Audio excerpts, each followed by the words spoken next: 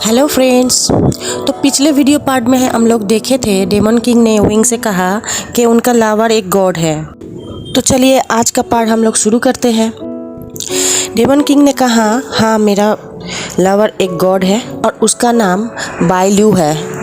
नहीं, उसका नाम असली में बाइचिंग है, लेकिन वो पृथ्वीलोक में बाइल्यू के नाम से पूजा जाता है। ये बात सुनते ही विंग बहुत ज़्यादा शॉक हो गया और वो आंखें अपना बड़े बड़े करके पूछा, गॉड बाइल्यू, आपका लवर गॉड बाइल्यू है, वो भी एक मैन है? ये सुनते ही डेमन किंग जोर जोर से हंसते हुए कहा, हाँ वो एक लड़का है और वो मेरा बॉयफ्रेंड भी है। असली में मेरा डेमन किंग बनना भी उसी की वजह से ही है, उसको प्रोटेक्ट करने के लिए। गॉड लोग के कुछ कारण के वजह से ही उसे पृथ्वीलोक भेजा गया था और मैं तब पृथ्वीलोक में ही था। तो हम दोनों का मुलाकात हुआ, दोनों में प्यार हो गया। मेरे अंदर डेमोनिक जो पावर था वो जन्म से ही था, क्योंकि मेरा फादर एक डेमन थे और मेरा माँ एक इंसान थी। तो इसलिए मैं शुरू से ही डेमोनिक पावर मेरे अंदर था। हम दोनों को ही पता है कि हम दोनों कभी भी एक साथ एक नहीं हो सकते, क्योंकि वो गॉड है और मैं डेमन हूँ। मैं अगर साधारण डेमन रहता तो उसके लिए परेशानी और ज़्यादा होता, इसलिए ही मुझे डेमन किंग बनना पड़ा। लेकिन हम लोग पृथ्वीलोक जाते हैं, दोनों एक साथ घूमते हैं, खाना खाते हैं, एक साथ टाइम बिताते हैं, इसी में हम लोग बहुत खुश रहते हैं। विंग ये सुनते ही पूछा, आप लोग पृथ्वीलोक एक साथ घूमते हैं, कोई इंसान आप लोगों को पहचान नहीं पाता है, देख नहीं पाता है? किंग ने कहा हाँ ऑफ कोर्स वो लोग देख पाता है, लेकिन पहचान नहीं पाता है। बाइल्यू बाइचिन वो एक गॉड है और मैं एक डेमन किंग हूँ। तो हम लोगों का देख तो पाता है इंसान, लेकिन हम लोगों का चेहरा याद नहीं रख पाता है, इसलिए कोई हम लोगों को पहचान नहीं पाता। ये सुनते ही विंग कहा ओ अच्छा, लेकिन गॉड बाइल्यू वो तो एक औरत है ना, उनको तो पृथ्वीलोक में औरत के रूप में ही पूजा जाता है। किंग ने कहा हाँ उसको औरत के रूप में ही पूजा जाता है पृथ्वीलोक में, क्योंकि उसके आशीर्वाद से ही एक औरत माँ बन पाती है और फिर वो एक आर्ट का देवता भी है। तो शायद इसीलिए ही पृथ्वीलोक में उसे गॉड नहीं गॉडेस के रूप में पूजा जाता है। बेवुशन, तुम उसके नाम पे मत जाओ, वो बहुत ताकतवर गॉड है। तुमको पता है ना मेरा बॉयफ्रेंड सबसे ज़्यादा ताकतवर है और वही सबसे बेस्ट है। ये बोलते ही किंग हंसने लगा और विंग भी ये सुन के हंसने लगा।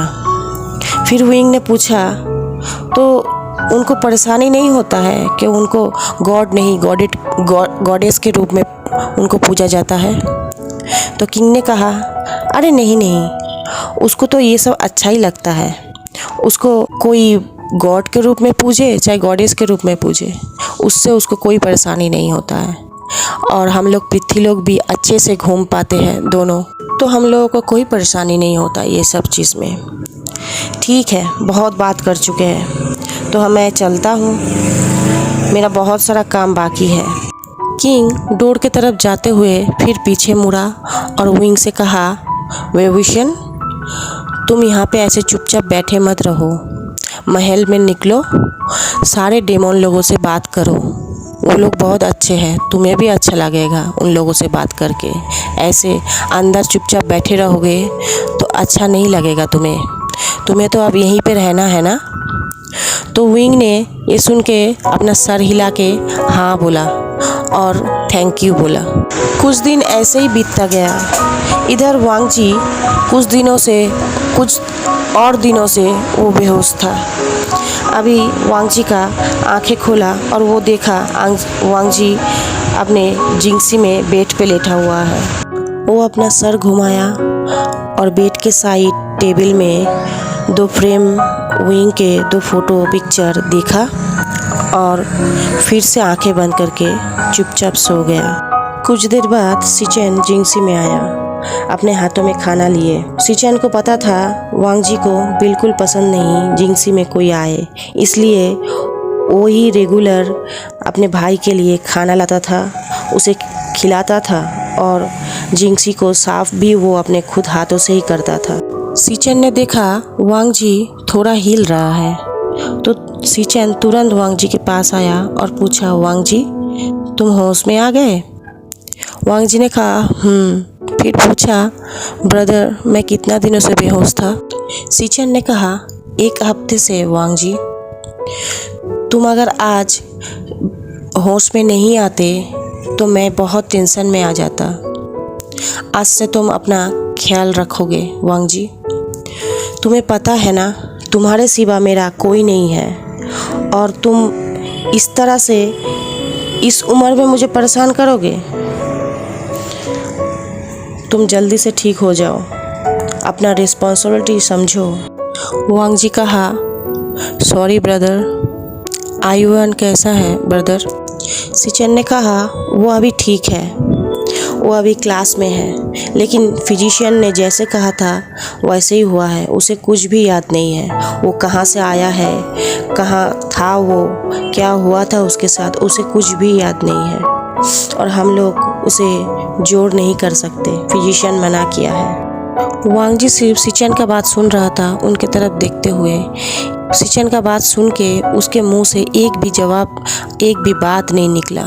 सीचेन ने कहा, वांग जी आयुएन का नाम लैन सुजुए रखा गया है और वो बहुत ही अच्छा बच्चा है, तो तुम उसके लिए परेशान मत हो। अब तुम खाना खा लो, चलो मैं तुम्हें खिला देता हूँ। वांग जी ने अपने मन में बड़बड़ाया, लैन सुजुए। फिर अपने भाई को बोला, ये बहुत अच्छा नाम है भाई। वो अपने ब्रदर से कहा, थैंक यू भाई सुजुए का इतना अच्छे से ख्याल रखने के लिए, और सॉरी ब्रदर मैं आपके कोई भी मदद नहीं कर पा रहा हूँ। सीचेन ने कहा, वांग जी वो बहुत ही अच्छा बच्चा है, वो कभी भी किसी को परेशान नहीं करता है और पढ़ाई पे भी पूरा ध्यान देता है, तो तुम उसके लिए परेशान मत हो। और सच में तुम अगर सॉरी हो तो खुद को जल्दी से ठीक करो और अपने बच्चे की रिस्पॉन्सिबिलिटी तुम खुद लो, उसका देखभाल तुम खुद करो। ये सुन के वांग जी कुछ बोला तो नहीं, सिर्फ अपना सर हिला के कहा। कुछ दिन ऐसे ही बीतता गया। वांग जी ठीक तो नहीं हो पाया था, लेकिन वो अपना काम ठीक से कर लिया करता था। वो खाना अपने से खा लिया करता था और नहा भी लेता था अपने से, लेकिन वो हमेशा जिंसी के अंदर ही रहता था और लेटा रहता था। जिंसी के डोर के सामने रोज़ खाना पहुंचा दिया जाता था, लेकिन वांग जी कभी खाना को थोड़ा सा खाता था, कभी खाना छूता ही नहीं था। लेकिन एक दिन ऐसे ही 2 लड़का सीचेन के पास पहुंचा और बोलने लगा, जेहो जुन, हांगन जुन 2 दिन से खाना टच भी नहीं कर रहा है और 2 दिनों से हम लोग हांगन जुन का कोई आवाज़ भी नहीं सुना बाहर से। ये सुनते ही सीचेन बहुत ज़्यादा डर गया, क्योंकि वो कुछ दिनों से जिंसी जा ही नहीं पा रहा था। वो इतना क्लैन के सारे मामले में इतना बिजी था कि अपने भाई की तरफ ध्यान नहीं दे पाया। वो तुरंत आयुअन को अपने साथ लिया और जिंसी में चला गया। वो जिंसी में जाके देखा वांग जी अपने बेड पे लेटा हुआ है और उसके सीने पे विंग का एक तस्वीर रखा हुआ है और वो उससे बात कर रहा है। विंग, तुम अभी क्या कर रहे हो? तुम ठीक से खाना तो खाए हो ना? तुम कहाँ हो? मुझे बताओ, मैं अभी आना चाहता हूँ तुम्हारे पास। मैं तुम्हें बहुत मिस कर रहा हूँ। जेहो जुन ये सब देख के थोड़ा गुस्सा हो गया और अपने आवाज़ को थोड़ा सा तेज करके बोला, वांग जी ये तुम क्या कर रहे हो? तुमने 2 दिन से खाना क्यों नहीं खाया? तुम और कितना परेशान करोगे मुझे, बताओ। वांग जी उठ के बैठ गया और अपने भाई की तरफ देखने लगा। आयुअन सीचेन का हाथ छोड़ के वांग जी के पास गया। वांग जी आयुअन को देखते ही उसको टाइटली हग कर लिया और रोने लगा। आयुअन वांग जी का आंसू पोंछते हुए कहा, आप रो क्यों रहे हो बाबा? मैं हूँ ना आपके पास।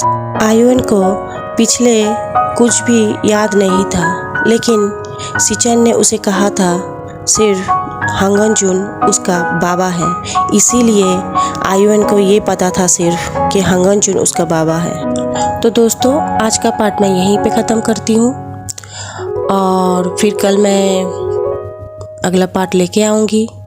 लेकिन एक दोस्त ने मुझसे पूछा है यहाँ पे मैसेज करके कि ये फैन पिक का कोई लिंक है कि नहीं। इस फैन पिक का कोई लिंक नहीं है क्योंकि ये कोई साइट में नहीं डाला गया है। इस फैन पिक का जो राइटर है वो ये फैन पिक उसका पहला लिखा हुआ फैन पिक है, इसलिए वो किसी साइट में ये फैन पिक डाला नहीं है। इसीलिए मैं आप लोगों के साथ ये फैन पिक शेयर कर रही हूँ। तो आप लोगों का आंसर शायद मिल गया होगा।